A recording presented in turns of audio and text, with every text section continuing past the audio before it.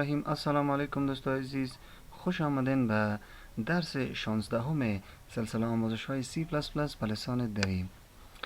دوستان عزیز، در این ویدیو موضوع ما User Defined Function است. قسمی که ویدیو قبلی را دیدین در او بیلتن فانکشن ها ما کار کردیم، بعض مثال هایش هم کار کردیم و دانستیم که چی بود بیلتن فانکشن.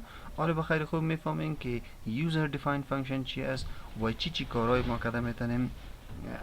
یعنی اگر هرگاه یک پروگرامر بخواد که از خود یک فانکشن جور کنه، کدام مراحل را باید طی کنه که بتونه یک فانکشن را ساخته بتونه. These functions are made by programmer while creating a program.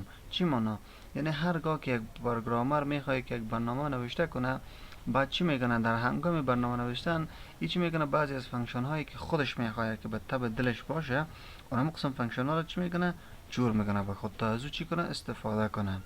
و user defined function چه رقم جور میشه که اول ما باید پروتوتایپش داشته باشیم که دیکلریشن هم میگه و دیگه definition داریم که بادی هم برش میگه و بعد را کال میکنیم و همچنان arguments و کال که از با 3 رقم کال کرده میتونیم: call by value، call by reference و همچنان call by pointer. و پارامیتر و آرگومنت هم او شده میتونه اکچوال، فورمال و دیفالت که یا چی هستن. در رابطه با اینها مفصل گپ میزنیم.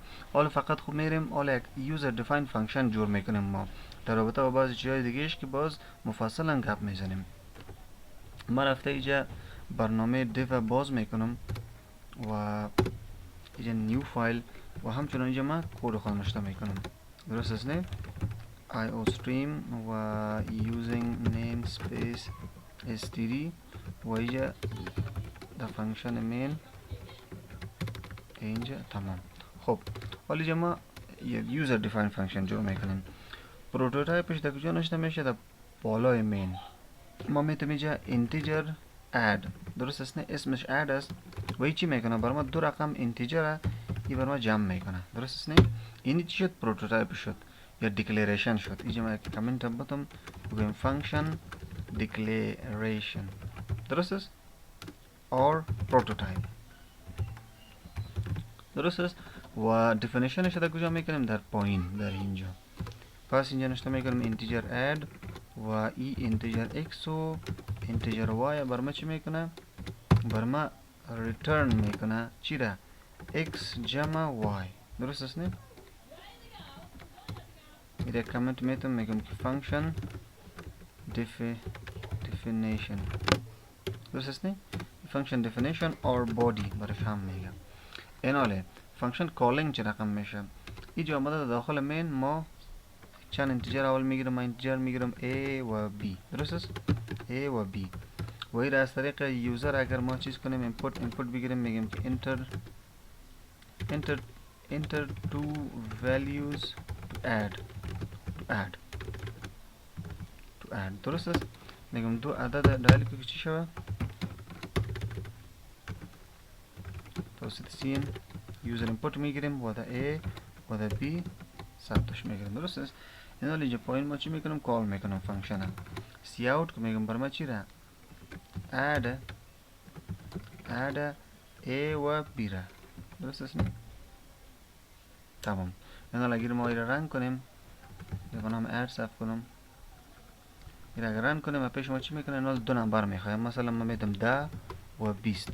ببینین توتالش چی کشیده؟ 30 کشیده.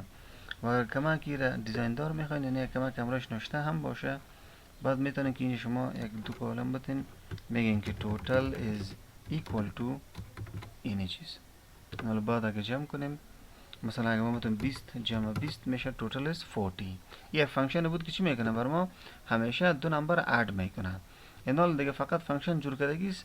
در هر جایی که شما اینجا سی اوت کنین برای ما بگو سی اوت کنه باز سی اوت که میگم برای ما اد کو چی را؟ مثلا سی را امرای 50 و مهم نیست که تنها ای و بی را بر شما چیز کنه. حالا بعد اگه بریم اینجا خب باز هم یوزر اینپوت میخواید 10 و 20 10 و 20 30 میشه. درست است نه؟ و دیگه چند میشه؟ و 80 میشه. اینجا این را بیخی طرف که اینه بیخی طرف میکنیم. این 30 و 50 رو میگم برای ما اد کو چند میشه؟ چی میشه 80 میشه. اگر همه تا اینجا پایین آمده اینجا ما یک این لاین بگیرم، درست است نه، و اینمی را کپی کنم و چند جای پیست کنم، درست است نه. فقط دیگه نمبر داده برین و چی میکنه ای جمع کرده میره برتان. مثلا اینی 60 برام جمع کو یا 60 و 70 برام جمع کو.